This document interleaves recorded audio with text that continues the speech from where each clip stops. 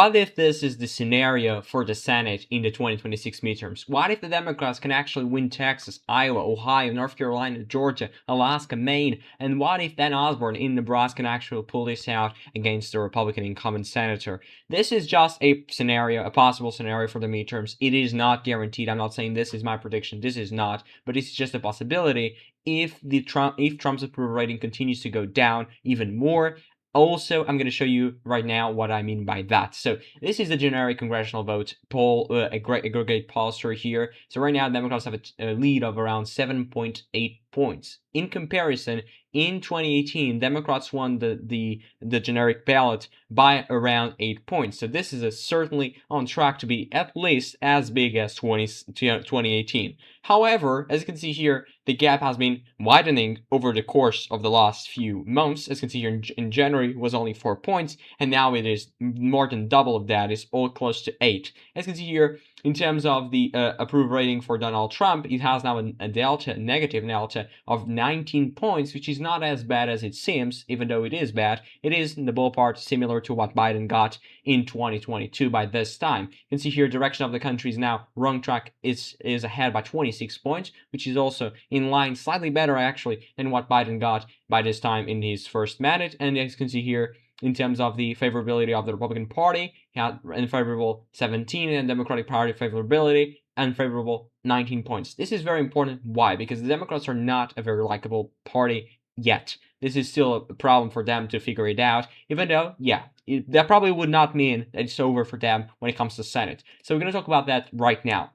If you go here, let's just fill in the so-called blue likely states and also the red likely states, so the safe states. We'll start with Oregon, of course, go to Democrats, Colorado, New Mexico. Also, I would say for Republicans, Idaho, Montana, Wyoming, South Dakota, Kansas, Oklahoma, Arkansas, Louisiana, Mississippi, Alabama, Tennessee, Kentucky, and South Carolina.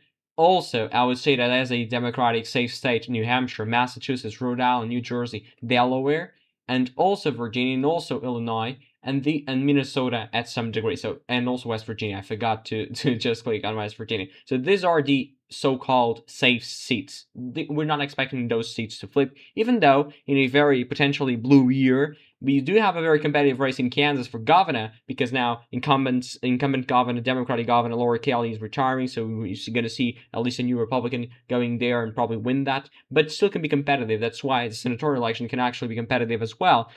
That's why we should just say that it's still a possibility, a modest possibility, I should say, that Kansas can still go Democratic, but it's very, very far-fetched. I'm not going to say that's not my prediction here. As I said, Kansas will be a safe red state, at least if nothing changes until the election. And now I would say that Michigan will go to the Democrats. I know we got some interesting candidates in the Democratic side, a very competitive primary in Michigan, but I don't think the Republicans have any chance. This was a state that Trump won in 2020, in 2024, and in 2016 by 10,000 votes in 2016, and only by some 80,000, if I'm not mistaken, in 2024. And I'm not seeing Trump winning the Republicans winning this in Michigan, even though it could certainly be competitive. When it comes to Maine is a very interesting story, because Maine has an incumbent senator, Susan Collins. She did an amazing job winning the race in 2020. I'm just going to show you right here.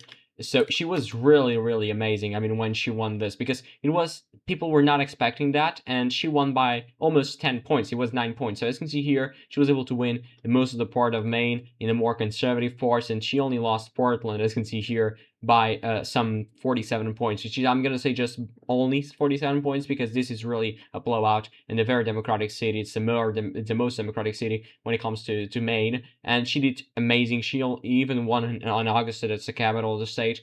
And as you can see here, she did amazing in all of the part of Maine, and she only lost it, but I'm sure she won it by 9 points. That's why I'm saying that Maine is certainly be competitive, but now Mills, governor of Maine, or former governor of Maine, is gone out of the race. So I would say that Democrats will win that with Platter, a progressive, a liberal in the Democratic side of it's a more liberal side of the Democratic Party. It's the new area, the more progressive.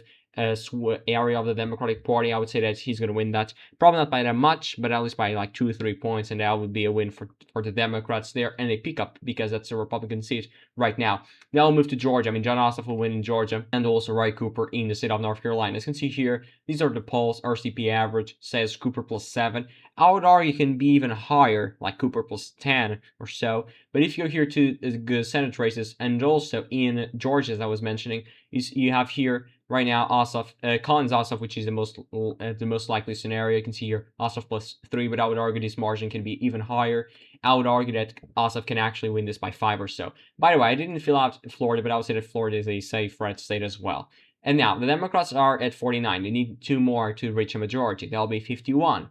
Because 50-50 tie, you know, J.D. Vance, Vice President of the United States, is the President of the Senate, and he will break the tie in favor of Republicans. At least we expect that to be the case. And now we'll move to Nebraska. Nebraska is a state that is getting a push-up by some independent. I'm going to show you here 2024 results because we got certainly a competitive race when it came to the Senate in 2024. I'm just going to show you right here. So Dan Osborne was in the Senate. I'm not so sure where this is. Okay, load. So right now, as you can see here, Deb Fisher, incumbent senator from the Republican side, and the independent Dan Osborne, former union leader, also it's a little bit progressive in that regard. He got 47%. He was able to win the more Democratic counties in the state of Nebraska, of course. I mean, see here, Omaha, also Lincoln, and this one here is because it's a native reservation. That's why he was able to win Thurston County, but it was very competitive. So we should expect Don Osborne to do well in those Democratic areas, and we should expect this one to be very competitive because even though he's not a Democrat, he has all the support of the Democratic base and also some Republicans that actually aren't happy with the current administration. That's why we should expect Dan Osborne to do very well. If that is so well in order for him to win, I'm not so sure. You can see here the comparison. So Deb Fisher won this by 6.6. When it came to the special election with a Democrat against a Republican, we got this by 24 or 25. I'm sorry. So this means that he's more competitive, a hell of a more competitive in the Senate, but it's not enough in my opinion. That's why I'm saying the Republicans will win Nebraska this time, even though it can certainly be competitive. And if the trajectory continues to be in favor of the Democrats, in favor of the Dan Osborne in this case, I can tell you that this can change, but so far I'm not seeing many evidence because he was great in Douglas County, in Omaha, and we should expect the suburban transformation now with more years of President Trump, as more revolt against President Trump in the suburbs. That's why we should expect this one to be towards Dan Osborne even higher, probably reaching here 61 or 62. But these rural counties here, they're the heartland of America, as you know. This is really Trump territory. You can see here in Cherry County, in Sheridan County, in Grant County. Those are very high percentages in the high 80s and high 70s, and I should not expect that to change, at least right now. Also, very indicative of the strength of Dan Osborne, it will be Sarpy County. If Dan Osborne is winning here by 10 in the election night, we should expect him to win the race and the state. And as you can see here, Iowa, I should say that Iowa will go to the Republicans right now. That's my expectation. And now we have 3 states, and the Democrats must win 2. Right now, I'm saying the Democrats will win the state of Ohio with Sherrod Brown. Let's just go here to the polls and check what is RCP average saying. As you can see here, right now they say Huss is ahead by 3 points. But I don't agree with this average, because right now I think that Sherrod Brown is actually going to win this. You can see here in 2024, Republican year, Sherrod Brown only lost this by 4 points. Bernie Moreno, a senatorial candidate from the Republican side, and also Sherrod Brown, the incumbent senator for a long period of time here in Ohio. He was only down by about 4 points, only 260,000 votes. And don't forget, President Trump won the state of Ohio by more than 10 points. So this was a shift for Brown by more than 6. That's why I'm saying that he has a chance, especially because of the revolt. Not revolt, I'm not saying revolt, but a change, a shift in the so-called working class areas like Mahoning County, that's Youngstown, and now the Republicans are doing much worse here. In fact, they did a lot of inroads in this specific areas, like you go to Youngstown, you go to Akron, you go to the suburbs of Toledo, you do a lot of, and also in Toledo properly, Lucas County, I mean, Obama won this by more than 30 points. But we're not seeing that transformation happening yet. Why? Because the Republicans are doing much worse in those areas. The Democrats are doing a lot of pickups, especially around minorities, around Latinos, around also working class people, the so-called blue-collar workers. They're very important, and that's why I'm saying that Ohio will probably go towards the Democrats. And now we only have Texas and Alaska. I would say that Alaska will go Democratic, and now the Democrats have reached the majority. But I would argue that Texas now will go to Republicans. So this is my final map. 51 for Democrats, 49 for Republicans. You can see here Alaska. Alaska, we have former Congresswoman from Alaska. Let's just show there here in the House because she was very competitive. I just want to show you right here. So as you can see here, Mary Peltola, a former Congresswoman from Nebraska, she was able to win this for a long time, for a long period of time. I mean, I think it's around 3 elections or so she was able to win, but now she got defeated by a Republican candidate, Nick Belch. But as you can see here, it was a very close race, and this was a Republican year. Don't forget that, because 2024 was not a Democratic year, it was not a competitive year, it was a Republican year. We got, for example, Bob Casey in Pennsylvania for Senate getting defeated by Republican Mitch McCormick. So we're seeing a lot of Democrats getting defeated in 2024, and also the Republicans were able to stay with the majority in the House, of course, and in the presidency was that blowout that Trump won this by a big margin. Even though, yeah, it was only 2 points in a popular vote, but he did great in many of the so-called swing states, winning PA by more than 100,000 votes, Michigan by close to 100,000, Georgia by 118,000, if I'm not mistaken. So that was big margins, and that's why I'm saying that Alaska will probably go blue. What about Texas? What about Texas? Because sometimes people mention a lot about Texas. Texas is not a competitive state. It's still a Republican state.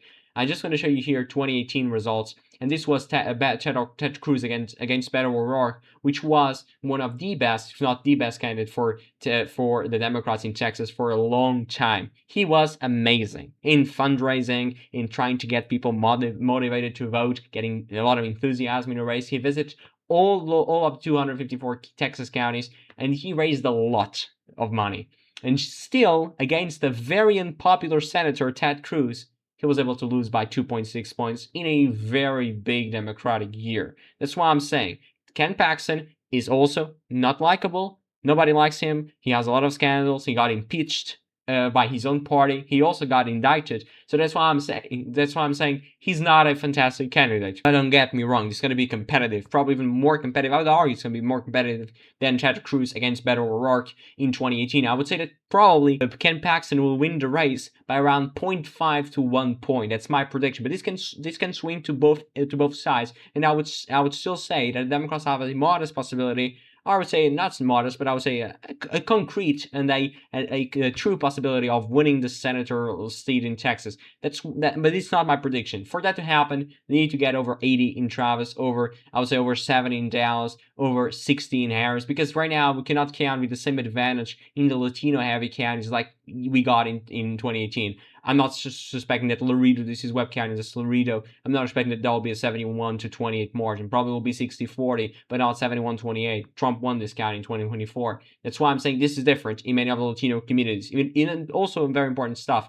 Beto O'Rourke was from El Paso. We got a lot of votes here and a lot of enthusiasm in this area with a lot of turnout because of that. People mention a source of pride in El Paso and a lot of that stuff, because sometimes you get candidates from Dallas and Austin and Houston and San Antonio. We don't get a lot of candidates from that part of Texas, and they got a lot of pride in that year. That's why I'm saying that Texas will probably stay Republican by this time at that point. But it's still say that has been changing a lot in past years. Guys, don't forget to subscribe to the channel, leave a like down below. Don't forget to like the video as well, and I'll be back with another video on Sunday. So don't forget if you're from California and many other states will have primaries on next Tuesday. Don't forget to vote if you're from those states. Yeah, that'll be the video. Thank you so much.